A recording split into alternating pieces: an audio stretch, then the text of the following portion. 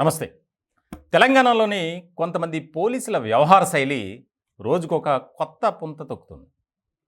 ఇప్పటికే అనేక రకాలుగా ఎన్నో కేసుల్లో ఇన్వాల్వ్ అయ్యి జైలుకెళ్ళినటువంటి పరిస్థితి మనం చూసాం.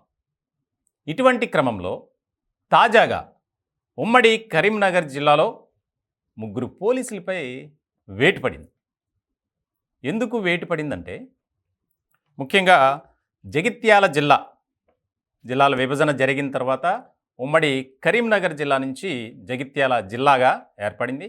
దీనికి సంబంధించి మల్లాపూర్ పోలీస్ స్టేషన్లో ఒక హెడ్ కానిస్టేబుల్, ఇద్దరు పోలీసులు, ఈ ముగ్గురు కూడా అక్కడ స్థానిక నేతలతో, ముఖ్యంగా గులాబీ పార్టీ నేతలతో సాన్నిహిత్య సంబంధాలు కొనసాగిస్తూ ఉన్నారు. ఇటువంటి క్రమంలో అక్కడ ఏ కార్యక్రమం జరిగినా ఈ ముగ్గురు పోలీసులు యూనిఫామ్లో ఉన్నామా లేదా డ్యూటీలో ఉన్నామా లేదా అనేది కూడా విచక్షణ మరచి విచిత్రంగా ప్రవర్తిస్తూ ఉంటారు. ముఖ్యంగా వారు ఏర్పాటు చేసిన మందు పార్టీలకు, రకరకాల కార్యక్రమాలకు వెళ్ళి అక్కడ నానా హంగామా చేయటం, రాద్ధాంతం చేయటం ఈ ముగ్గురికి ఎప్పటి నుంచో అలవాటుగా మారిపోయింది. ఎందుకంటే గత 10 ఏళ్ళు రాష్ట్రంలో బీఆర్ఎస్ పార్టీ అధికారంలో ఉంది. ఇంకా ఎవరు వీరికి అడ్డు చెప్పేది? ఇలాంటి సందర్భంలో గత కొన్నేళ్లుగా ఈ ముగ్గురిపై అనేక రకాలుగా అవినీతి ఆరోపణలు కూడా ఉన్నాయి.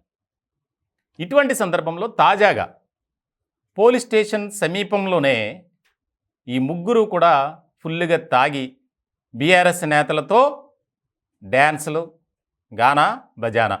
ఇటువంటి సందర్భంలో ఈ ముగ్గురు వ్యవహార శైలిపై కొంతమంది అక్కడ స్థానికులు, అలాగే కాంగ్రెస్ పార్టీ నేతలు ఫోటోలు తీసి ఉన్నతాధికారులకు పంపించారు. దాని మీద శాఖాపరమైనటువంటి విచారణ కూడా జరిగింది. అవినీతి ఆరోపణలు కూడా ఉన్నాయి వీరి మీద.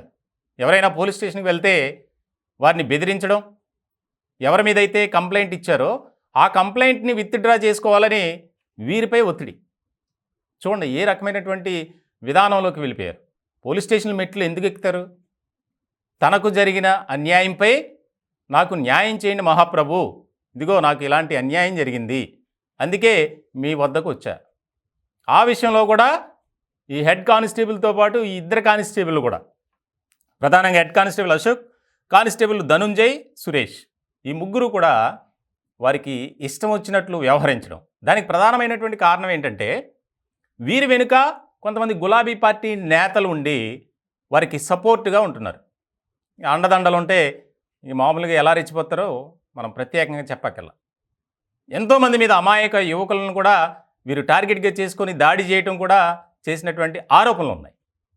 ఇలాంటి సందర్భంలో ఈ ముగ్గురు వ్యవహార శైలిపై విచారణ జరిపినటువంటి ఐజీ రంగనాథ్ ఈ ముగ్గురిని సస్పెండ్ చేస్తూ ఉత్తర్వులు జారీ చేశారు. అంటే గతంలో కూడా ఈ రకమైనటువంటి పరిణామాలు చోటు చేసుకున్నాయి, కానీ వారిపై చర్యలు తీసుకునేందుకు ఎవరు కూడా ముందుకు వచ్చేవారు కాదు.